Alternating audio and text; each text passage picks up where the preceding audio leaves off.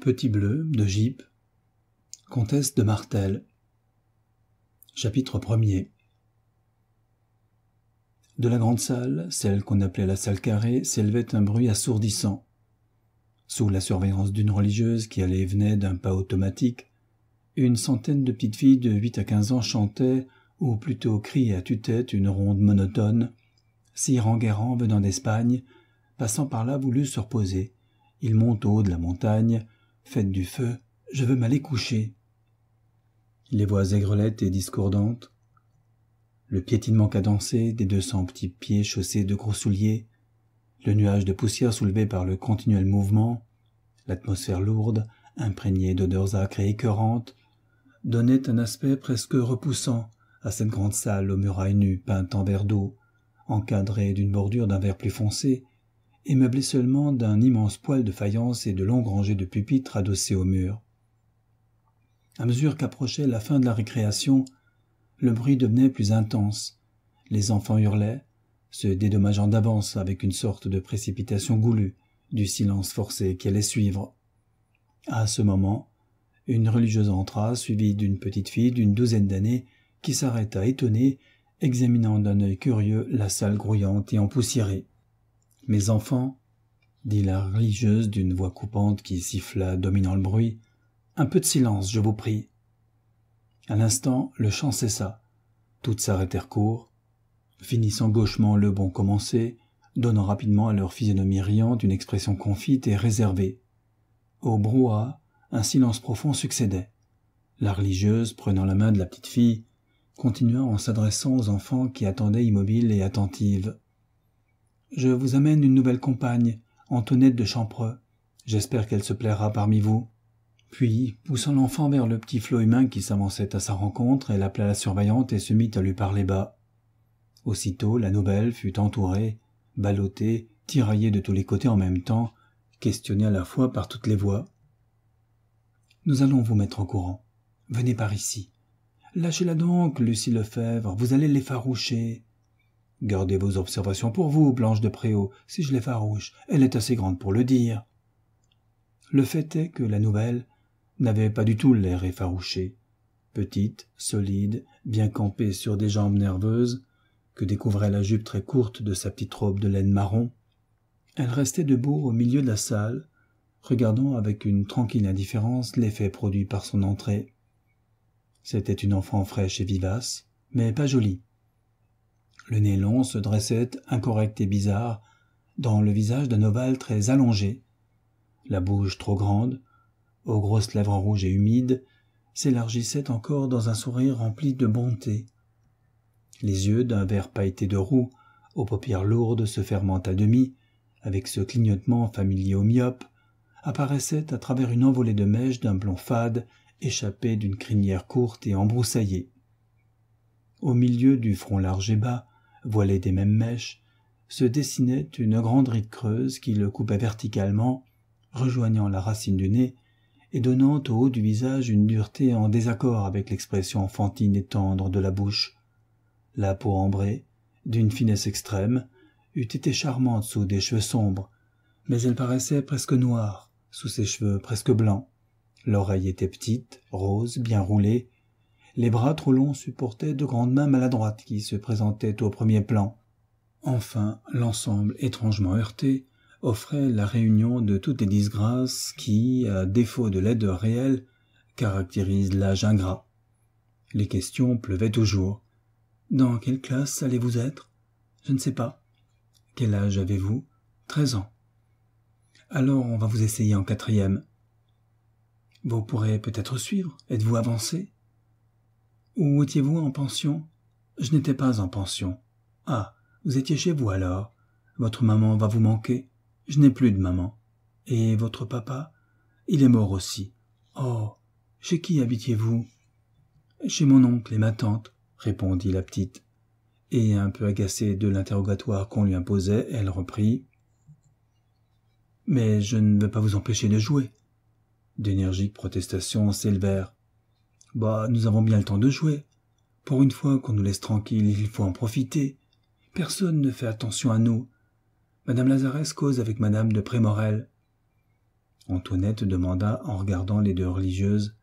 « Laquelle est madame de Prémorel ?»« La petite, pourquoi ?»« Parce que je connais son frère, il vient à la maison. » Cette nouvelle parut amuser prodigieusement les élèves. « Elle a un frère, comment a-t-il ?»« Pas jeune, pas joli non plus. Il lui ressemble. » répondit Antoinette, ne se doutant pas de l'explosion de rire qu'elle allait provoquer. « Prenez garde qu'elle ne vous entende. Elle est mauvaise comme la gale. C'est la maîtresse de récréation de notre cours. Ah, et l'autre, celle qui m'a conduite ici. Oh, celle-là, c'est madame Lazarès, la maîtresse générale. Est-ce qu'elle est méchante aussi? Oh oui. Savez-vous si vous allez être au grand ou au petit dortoir?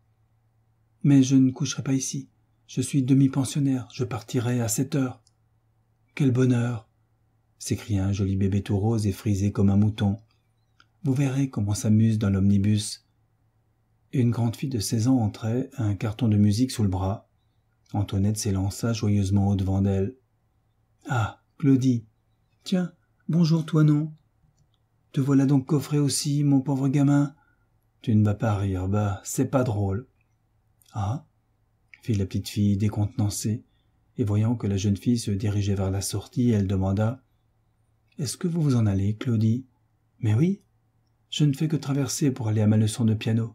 Je suis au grand pensionnat, je suis vieille, moi. » Le son d'une cloche, suivi du bruit sec d'un signal de bois en forme de livre, violemment fermé par madame de Prémorel, suspendit brusquement les conversations, et le tapage cessa tout à coup, faisant place à un silence profond qui glaça Antoinette. Deux des plus grandes élèves sortirent de la salle et rentrèrent portant de longs bancs de la largeur d'une planche ordinaire, qu'elles ajustèrent les uns au bout des autres, de façon à former un carré ouvert à une des extrémités, puis, tenant des corbeilles pleines de sacs marqués au numéro de chaque pensionnaire, elles firent le tour des bancs, posant le sac à la place où chacune était venue se planter debout et raide, attendant passivement d'un air grognon ou ennuyé. Une nouvelle religieuse, pâle, la physionomie douce et pensive, s'approcha de madame de Prémorel qui lui dit quelques mots, puis, se plaçant à une petite table au milieu du carré de bancs, elle donna le signal. Toutes les élèves se mirent à genoux et récitèrent à haute voix une prière qu'Antoinette ne connaissait pas. Un nouveau signal les fit relever tout ensemble d'un même mouvement. Elles s'assirent et déplièrent leur ouvrage, restées debout, oubliées à l'extrémité d'un des bancs, derrière la religieuse. Antoinette demanda « Où faut-il me mettre, moi ?» Sa voix grave résonna dans le silence. Les enfants se regardèrent d'un air scandalisé et les plus osés murmurèrent « Psst, silence, plus bas, taisez-vous donc !» Étonnée, la petite regardait sans comprendre de quel méfait elle venait de se rendre coupable. La religieuse se tourna vers elle, l'examinant de son grand œil triste et intelligent. Mademoiselle Blanche de Préaux se leva et crut devoir prendre la parole. « C'est une nouvelle, madame, elle ne sait pas encore. »« Je le vois bien, asseyez-vous. » Et s'adressant à Antoinette, « Approchez, mon enfant. Vous êtes demi-pensionnaire ?»« Oui, ma sœur. » Une agitation extraordinaire se produisit. Des rires étouffés coururent sur les bancs. Toutes les élèves se poussaient du coude en murmurant à voix basse. « Oh, elle a dit ma sœur. Elle appelle madame Béatrix ma sœur. D'où sort-elle » La petite fille entendit. Elle rougit jusqu'aux cheveux. « Je vois que j'ai fait une bêtise, » dit-elle à la religieuse qui la regardait attentivement. « Mais je ne sais pas comment il faut vous appeler. À toute religieuse que je connais, on dit ma mère ou ma sœur. » Madame Béatrix sourit. « On nous appelle madame. Moi, je suis madame Béatrix, votre maîtresse de travail à l'Aiguille. Et vous, comment vous appelez-vous ?»« Antoinette, mais on dit toi non. »« Antoinette tout court ?»« Antoinette de Champreux. »« Oh, c'est un beau nom. Est-ce que vous êtes parente du grand Champreux ?»« Oui, madame. »« À quel degré le savez-vous ?»« Je sais que Champreux était le grand-père de papa. C'est très beau, cela. Et il faut bien étudier, devenir bien savante, pour être digne d'un grand-père aussi illustre. Aimez-vous l'étude ?»« Oh non !» répondit l'enfant avec élan. Madame Béatrix sourit de nouveau et demanda « Vous avez déjà travaillé à l'Aiguille ?»« Oui, madame. »« Qu'est-ce que vous savez faire ?»« Pas grand-chose. »« Eh bien, vous allez coudre ce petit bonnet pour un pauvre, pourrez-vous ?»« Je crois que oui. »« Vous allez vous asseoir, voyons, où cela ? Tenez, entre Lucie Lefebvre et Louise de Monvel. En s'installant à la place indiquée, Antoinette regardait ses voisines. Lucie Lefebvre était une fille de 15 ans, assez régulièrement belle, avec un nez droit et un grand front étroit qui n'en finissait pas. Les lèvres bien dessinées étaient minces et pâles, les narines serrées et immobiles, le cou très long, les mains élégantes. Louise de Monvel était au contraire une grosse joufflue fraîche et remuante, le nez en trompette et l'air insolent, toutes deux demi-pensionnaires comme Antoinette. Bientôt Lucie se pencha un peu en arrière, s'arrangeant pour être masquée par sa nouvelle compagne, et d'une voix étouffée et sourde demanda sans remuer les lèvres « Qu'est-ce qu'il a donc fait, votre grand-père » Étonnée, Antoinette la regarda sans répondre. Croyant qu'elle n'avait pas entendu, mademoiselle Lucie répéta sa question. « Oui, le grand Champreux, comme dit madame. Qu'est-ce qu'il a fait de si important ?»« Vous verrez ça dans l'histoire, » répondit Antoinette de sa voix naturelle, sans se gêner. Cette fois, ce fut une stupeur. Lucie Lefebvre protesta contre cette tenue par un « Dieu, est-il possible ?» plein d'onction. « Mon enfant, » dit doucement madame Béatrix, « il faut vous taire. » Et voyant le mouvement d'Antoinette, elle demanda « Lucie vous a parlé, n'est-ce pas? Que vous a-t-elle dit ?»« Elle m'a... Rien, madame, rien, » répondit la petite, se sentant tirée par sa jupe en manière d'avertissement. Madame Béatrix devint sévère. « On ne doit jamais mentir, même pour disculper une compagne. Répondez. » Eh bien, elle m'a demandé ce qu'avait fait Champreux. Moi, j'ai dit qu'elle trouverait ça dans l'histoire, et voilà. Mon enfant, il est défendu de parler ailleurs qu'aux récréations. Faites-y attention. Si vous recommencez, vous serez puni. Un instant plus tard, Louise de Monvel se pencha à son tour, ayant l'air de ramasser ses ciseaux, et dit à Antoinette « Si vous avez un grand-père historique, moi, papa est préfet. »« Ah » murmura poliment l'enfant, à qui c'était bien égal. Alors Lucie, laissant aussi tomber un objet quelconque et se serrant contre Antoinette, lui glissa dans l'oreille « Moi, mon père est le plus grand notaire de Tourville. » La voix de madame Béatrix s'éleva. « Louise de Monvel, Lucie Lefebvre et Antoinette de Champreux, je vous marque toutes trois pour avoir continué à parler malgré ma défense. » Et prenant sur la table un petit livre couvert d'une housse de laine noire, elle écrivit au crayon. Antoinette se dressa brusquement. « Je n'ai pas compris ce que vous me faites, » dit-elle avec colère. « Mais c'est injuste tout de même. Je ne parle pas, moi. On me parle tout le temps, et ça m'embête à la fin. » Madame Béatrix se leva, indignée, et indiquant la porte, « Mademoiselle de Champreux, sortez !» Les élèves regardaient la nouvelle d'un air consterné. Jamais pareil incident ne s'était produit. Antoinette sortit sans dire un mot. Dès qu'elle fut de l'autre côté de la porte, elle respira largement. Ouf, c'était bon de ne plus être là-dedans, on étouffait. Oui, mais quel est-il résulté de tout ça? C'était un mauvais début. Qu'est-ce qu'elle avait donc fait pour être mise à la porte? Vraiment, il n'y avait pas là de quoi fouetter un chat. Où elle était allée à présent? On ne parlait que le soir, et il était 3 heures.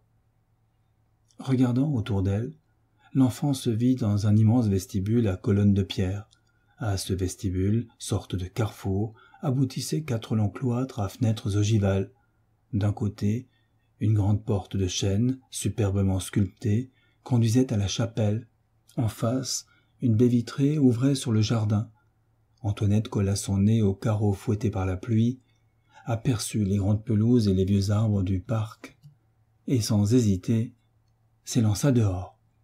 Là, elle se mit à courir le nez au vent, humant l'air, sautant dans les flaques profondes, toute heureuse de sentir son petit visage cinglé par l'averse, de voir le ciel et la verdure, d'échapper à l'odieuse contrainte qu'elle ressentait là-bas dans cette grande salle, au milieu de ces enfants qui lui ressemblaient si peu, et à l'idée que demain, peut-être même ce soir, il faudrait reprendre sa place entre la grande bringue dont le père était notaire et la grosse sournoise dont le père était préfet, elle fut prise d'une terreur folle, irraisonnée, d'un ardent besoin de liberté, et résolument elle pensa « J'aime mieux m'en aller. »